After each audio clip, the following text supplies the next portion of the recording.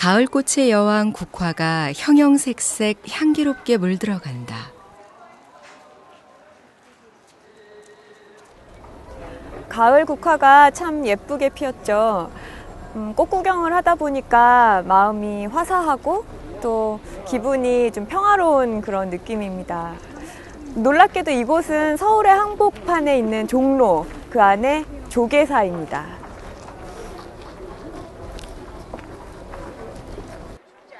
대한불교 총본산 조계사. 한국 불교를 대표하는 조계종단의 큰 집인 셈이다. 매년 가을이면 조계사는 국화꽃으로 곱게 옷을 갈아입는다. 올해로 3회째를 맞이하고 있는 국화향기 나눔전 때문이다. 도량 가득 들어찬 국화꽃에 보는 이야 즐겁지만 매년 수고스러움을 감내하며 행사를 준비하는 이유가 궁금해진다. 조계사는 다른 사찰하고 달리 이 도심에 있는 그 빌딩 숲 사이에 있어요. 그러니까 도시 빌딩이라는 것이 되게 차갑고 또 직선적이고 이제 그런 곳에서 이 조계사는 굳이 불자뿐만 아니라 많은 분들이 잠시 쉬어가고 정말 마음을 잠시 휴할 수 있는 곳인데, 그 중에서 저희들이 이제 3년 전에 이제 주지 스님께서 생하셨을 때 이 꽃이라고 하는 것, 꽃이라고 하는 것이 이제 불가에서는 부처님 법을 상징하기도 하고, 또 그걸 통해서 많은 사람들이 또 즐거움을 얻고 마음을 아름답게 생각할 수 있는 보살행과 같고, 좀 이렇게 꽃을 많은 분들에게 보여주면 좋지 않겠는가 생각하다가 한 평의 국화를 가져다가 도심 속에서 이렇게 아름답게 이렇게 보여주면은 이 조계사 근처에 있는 많은 불자뿐만 아니라 서울 시민, 종로 구민들도 와서 행복한 마음을 가져가고, 그럼 그 행복한 마음을 가져가게 되면 그게 또 부처님께서 중생을 향해서 해주시는 또 보살행과 같기 때문에 이제 이 국화꽃 축제를 이제 마련하게 된 거죠. 부처님의 자비를 실천하기 위한 나눔이었다. 수행의 으뜸 역시 나눔이라 하니 왜 축제의 이름을 국화향기 나눔전이라 했는지 비로소 이해가 된다. 사찰에 있는 것이 모두 제각각 제 나름의 역할을 하듯 조계사 마당에 피어난 국화꽃 역시 하나하나 그 의미가 깃들어 있다. 신도들의 발언이 담긴 화분까지 그냥 지나칠 것이 없다. 사실 이게 코끼리가 아니고 모양은 코끼리인데 우리가 제 이름이 있어요. 네. 꽃끼리. 꽃끼리요? 네, 그러니까 꽃이 여러 가지가 모여있다 해서 꽃끼리. 누가 지으셨나요? 네, 이게 정말 잘 지으셨네요. 꽃망울을 터뜨리기 전에 푸른 코끼리가 만개하면 화사한 국화꽃이 사이좋게 어우러져 꽃끼리가 된다. 매년 참배객들의 인기를 독차지했던 꽃끼리는 해마다 한 마리씩 늘어 올해는 3가족이 되었다.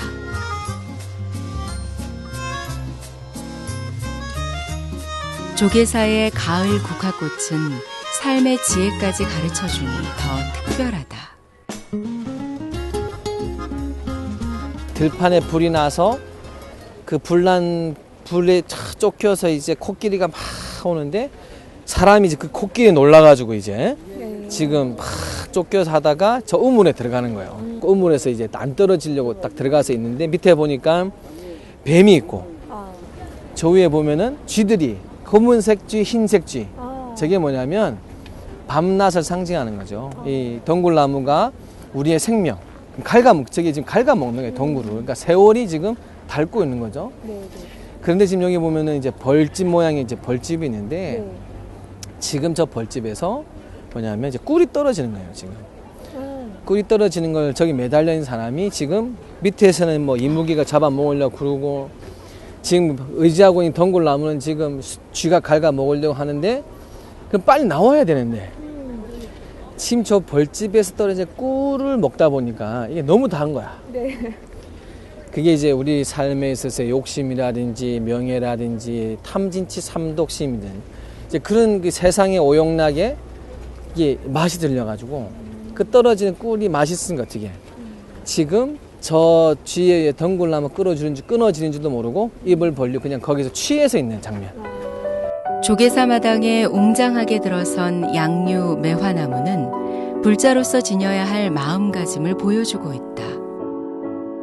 길게 늘어진 가지가 작은 바람에도 흔들리는 중생들의 마음이라면, 국화로 표현한 소담스런 매화꽃은 매서운 눈 속 추위를 뚫고 피어나듯 굳건한 마음으로 내가 주인이 되는 삶을 살라는 뜻처럼 보였다.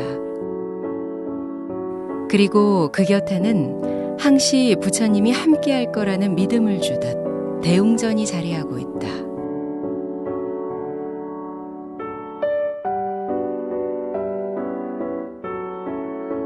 근현대사의 한국 불교에서의 상징적 의미는 아마 그 어떤 사찰에 비해서도 가장 중요한 위치를 차지하고 있지 않나. 당시에 100년 전에 당시에 일제강점기 시절에 이 조계사의 탄생의 배경을 보면은 그 당시에 이제 일본 사람들이 한국의 불교를 전통성을 말살시키고 일본화시키고자 하는 그 이제 야욕이 있을 때, 만약 한영훈 선생님을 비롯해서 많은 스님들이 한국 불교의 자주성을 지키고 정신 문화를 지켜야지만이 바로 또 이 독립을 할 수 있는 큰 틀이 마련될 수 있다. 100년을 갓 넘긴 조계사가 한국 불교의 장자가 된 이유가 여기에 있다. 1910년 각황사란 이름으로 창건된 조계사, 사대문안 최초의 사찰이었다. 1937년 전통 양식의 사찰을 짓기 위해 태고사로 명하고 현재의 자리로 옮겨왔다. 이후 불교 정화운동을 통해 지금의 이름인 조계사가 됐다. 대웅전은 전북 정읍에 있던 보천교의 11전을 옮겨와 지은 것으로 여기엔 사찰은 물론 시민들의 크나큰 염원이 담겨 있다. 이 대들보에 보면은 비녀, 은으로 된 비녀라든지, 어떤 분은 심지어 자기가 받은 은으로 이제 그 당시에 이게 훈장을 준 것을 넣기도 하고, 전국에 있는 많은 사찰들은 자기 사찰의 땅을 조계사로 헌납을 함으로써 이 조계사를 짓고자 하는데, 많은 분들이 시주를 하고 공동에 모였죠. 지금의 가치로 따지면 거의 한 100억 이상의 가치를 그 당시에 모은 거예요. 우리 역사상 가장 아팠던 시기에 우리 손으로 어렵게 지은 대웅전이기에 더 크고 장엄해 보인다. 그와 어울리는 힘찬 필체의 대웅전 현판은 전남 구례 화엄사의 것을 탁본한 것이다. 단일 목조 건물로는 최대 크기를 자랑하는 대웅전답게 삼존불 역시 일단 그 크기에 놀라게 된다. 서가모니불을 중심으로 아미타불과 약사열애불이 좌우에 모셔져 있으며 그 크기가 5m를 훌쩍 넘는다. 그런데 재미난 것은 세 분 부처님 외에 한 분의 부처님이 더 자리하고 있다는 사실이다. 창건 당시 모신 부처님으로 전남 도갑사에서 모셔왔다고 한다. 불상 조성 시기는 조선 초기로 추정하고 있다. 조계사가 3시에 문을 엽니다. 네. 이제 대웅전을 개방을 해요. 그러면 한 2시 반쯤에 이미 와 계신 분이 계세요. 동대문이나 이런 데서 이제 장사하시다가 가시기 전에 오신 분들, 항상 많은 불자님들이 늘 부처님 도량 앞에서 대웅전 안에서 기도하고 계시고 또 정진하고 계시죠. 대웅전이 처음 지어질 때부터 오늘날까지 조계사는 대내외적으로 끊임없이 화제의 중심에 서야 했다. 어떠한 위기 속에서도 늘 제자리로 돌아올 수 있었던 건 부처님을 향해 기도하는 불자들의 간절함 덕분일 것이다. When the rain is blowing in your face. 최근 조계사의 새로운 법당이 들어섰다. 현대식으로 꾸며진 아늑한 분위기의 법당은 관세음보살님을 모셨다. 관음정 가운데 반가부좌 자세로 앉아있는 높이 2미터의 관세음보살. 시대의 미를 반영하듯 단정하면서도 인자한 미소가 세련되게 느껴진다. 그 뒤로 각기 다른 모습을 하고 있는 99분의 관세음보살이 자리하고 있다. 과거, 현재, 미래에 상주하는 33분의 관세음보살을 뜻한다. 조계사에서 산사의 고즈넉함을 찾기란 어렵다. 하지만 도심 속에 있기에 조계사는 에너지 넘치는 깨어있는 도량이다. 시간에 구애받지 않고 마음이 힘들면 언제든 다녀갈 수 있는 곳. 그렇기에 조계사는 부처님 품처럼 넉넉하고 편안하다.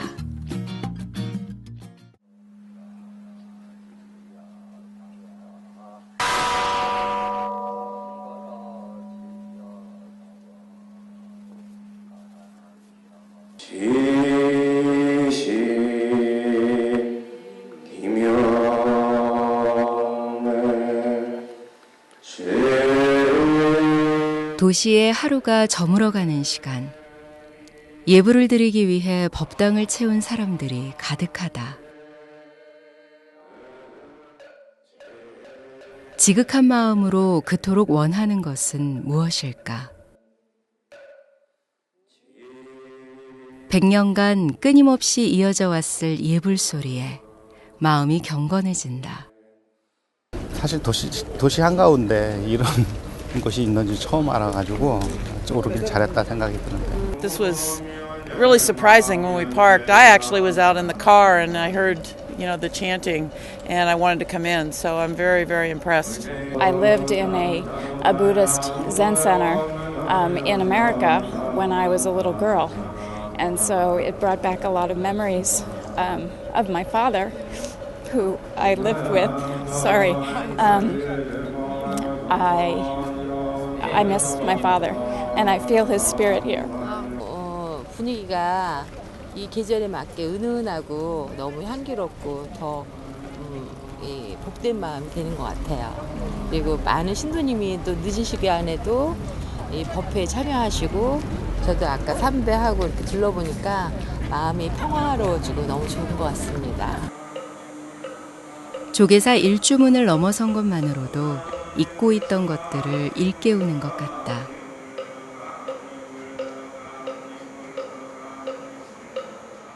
조계사 불교대학, 불자들을 위한 교육을 담당하고 있다. 도심 속에 이제 포교 성지로서 처음에 기본교육이라는 과정을 통하고 그 다음에 교리, 그 다음에 경전반에 있어서는 반야천수반, 그 다음에 금강경반, 그리고 이제 불교 좀 더 체계적으로 공부를 하시고자 하시는 분들은 불교대학과 불교대학원 과정이 있습니다. 그래서 처음에 불교에 입문하신 분들이 기본교육을 통해서 불교가 생활 속의 불교이고, 그리고 부처님이라는 분이 어려운 분이 아니고 나와 같은 인간이 있었던 분이고, 그런 부분을 통해서 불교에 있어서 친밀감을 형성하고 거기에 있어서 좀 더 나아가서 교리를 배우고, 그리고 그뿐만 아니고 문화강좌 쪽으로도 여러 가지를 이제 개설해가지고 운영하고 있기 때문에 얼마든지 취미와 의지만 있으시다면 함께 학습하실 수가 있습니다. 절집 손맛 좋은 건 익히 유명하지만 조계사엔 좀 더 특별한 공양간이 있다. 조계사 맛집 승소다. 보통 그 시골에 있는 산사는 불자들이 그 산사에 가는 시간들이 정해져 있잖아요. 네. 그래서 정해진 공양대를 맞출 수 있는데, 조계사와 같이 도심에 있는 곳에서는 만약에 그 공양대를 지나서도 언제든지 기도 끝나고 와서 조금 줄인 배를 달랠 수 있는 이제 그런 곳을 마련하고자 하는 뜻에서 이 승소를 마련한 거죠. 도심 사찰답게 신도들을 위한 배려도 남다르다. 이거 하면 지장보살 만번 따세요. 거기 지장보살 만번 한다고 소리 때. 지장보살님의 가피가 더해졌을 터이니 어찌 맛이 없으랴.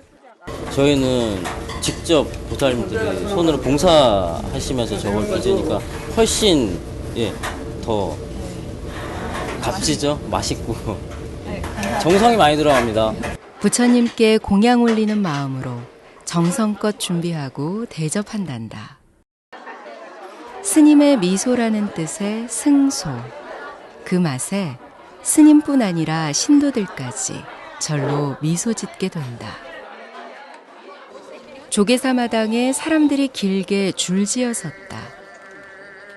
무슨 일인가 다가서니 국화빵 굽기가 한창이다.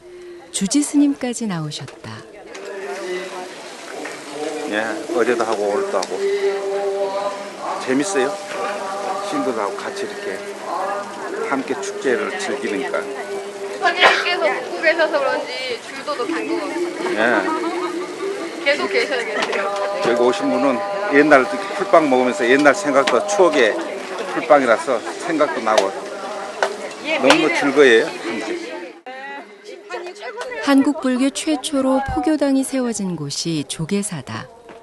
스님표 국화빵 하나로 불교의 호감을 느낀다면 이 역시 포교가 아닐까.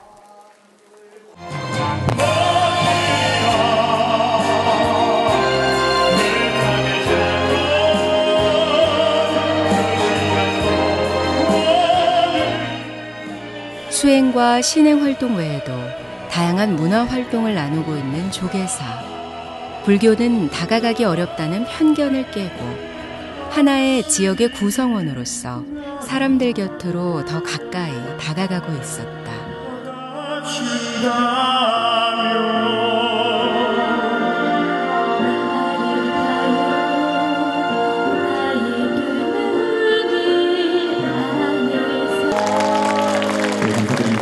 마음이 저도 아주 뭐랄까 직장에서 스트레스가 확 풀리는 그런 느낌입니다. 아, 오늘 오길 잘했다.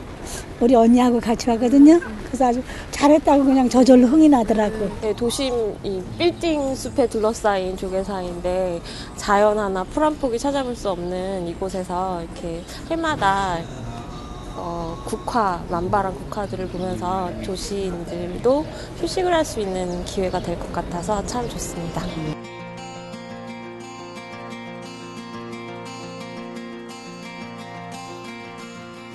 우리들 마음의 고향은 세 곳이 있다고 그래요. 하나는 내가 태어난 곳이 고향이고, 또한 어머니 품 안이 고향이고, 또한 우리들 마음을 편히 이렇게 의지할 수 있는 부처님 바로 품 안이 고향입니다. 조계사는 바로 부처님 도량이라서 누구나 함께 기쁠 때나 슬플 때나 이렇게 함께 와서 편안하게 의지하고 늘 수행하는 그런 도량이 됐으면 하는 바람입니다. 이름은 숱하게 들어봤어도 의외로 제대로 알지 못하고 찾아보려 하지 않았던 곳이었다. 지난 100년 우리 역사와 아픔을 함께했고 이제 한국 불교의 장자로서 새로운 100년을 준비하고 있는 조계사. 서울 도심에 지친 마음 하나 누일 수 있는 조계사가 있어 참 다행이다.